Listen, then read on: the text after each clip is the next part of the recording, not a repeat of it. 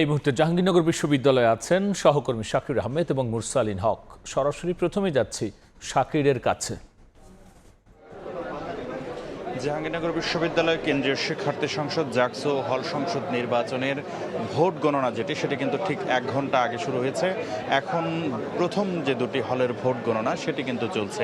Manual পদ্ধতিতে এই vote গণনা হওয়ার কারণে কিছুটা বেশি সময় লাগছে।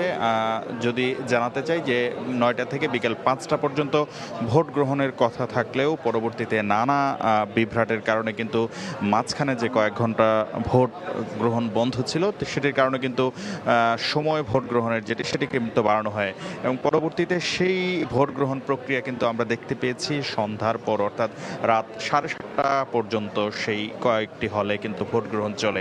সবশেষ সিনেট ভবনে এই যে ভোটগুলো যেগুলো গ্রহণ করা হয় বিভিন্ন হলে সেগুলো কিন্তু আনা হয়েছে এবং কেন্দ্রীয়ভাবে নানা জটিলতা যেগুলো ছিল সেগুলো শেষ করে সবশেষ কিন্তু আমরা দেখতে পেয়েছি 10টার পর ভোট গ্রহণের যে আনুষ্ঠানিক কাজ সেটি শুরু হয় এবং এটি কখন নাগাদ চলবে সে বিষয়ে আমরা বিশ্ববিদ্যালয় প্রশাসনের কাছে জানতে চেয়েছিলাম। নির্বাচন কমিশনের যিনি সদস্য সচিব অধ্যাপক এ.কে.এম. রশিদুল আলম, তিনি আমাদেরকে জানিয়েছেন যে এই প্রক্রিয়াটি শেষ করতে হয়তো কালকে তাদের দুপুর নাগাদ সময় লাগতে পারে পুরো প্রক্রিয়াটি শেষ করতে। যদিও তারা বলছেন যে তারা পেশাদারিত্ব বজায় রেখে এবং নিরপেক্ষতা এবং স্বচ্ছতার জায়গাটি নিশ্চিত করে তারা দ্রুত সময়ের মধ্যে এই ভোট গ্রহণ প্রক্রিয়া এবং ভোট গণনার যে প্রক্রিয়া সেটি তারা শেষ করতে চান। যদি একটু জানিয়ে রাখতে চাই যে সকাল 9টা থেকে ভোট গ্রহণ হওয়ার পরেও কিন্তু দুপুর 3টার কিছুক্ষণ পর জাতীয়তাবাদী ছাত্রদল সহ বেশ কয়েকটি ছাত্র সংগঠনের যে প্যানেল রয়েছে তারা কিন্তু ভোট বর্জন করে। তবে এখনো পর্যন্ত ভোটের মাঠে থাকার, বিশেষ করে শেষ পর্যন্ত ভোটের মাঠে থাকার যে ঘোষণা সেটি কিন্তু দিয়েছে ইসলামী ছাত্র শিবির সহ আরও বেশ কয়েকটি প্যানেল।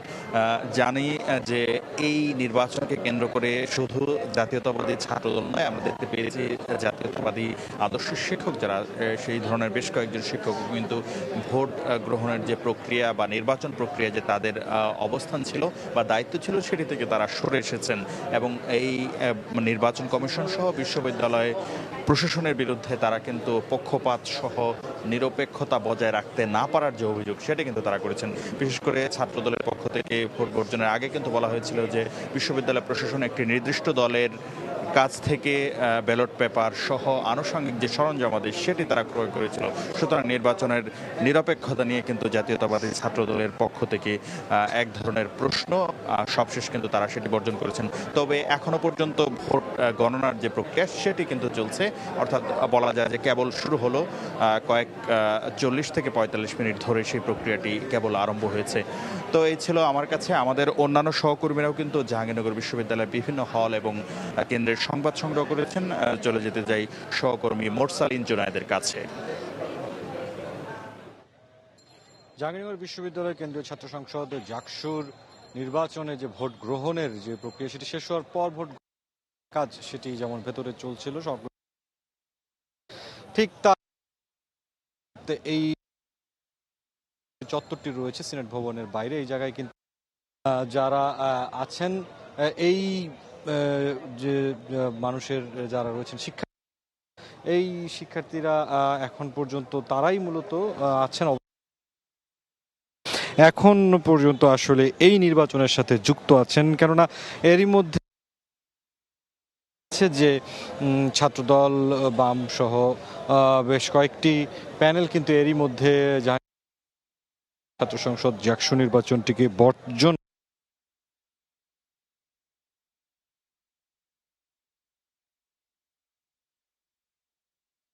যে কার্যক্রমগুলো সেটি কিন্তু তারা করেছে। তাদের বক্তব্যগুলো ছাত্র দলের যে আহ্বায়ক রয়েছেন প্যানেলের যিনি ভিপি প্রার্থী ছিলেন, একটি প্রতিবাদ মিছিল কিন্তু হয়েছে জাহাঙ্গীরনগর বিশ্ববিদ্যালয়ের সামনে। যারা এখনো নির্বাচনের সাথে আছেন সেই প্রার্থীর সমর্থকরা রয়েছেন, তারা নির্বাচন কমিশন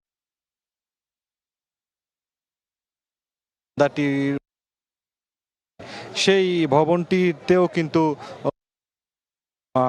ভোটের সাথে এখনো যুক্ত আছেন, তারা সেখানে অবস্থান করছে। মিলে এখন পর্যন্ত ক্যাম্পাসের পরিস্থিতি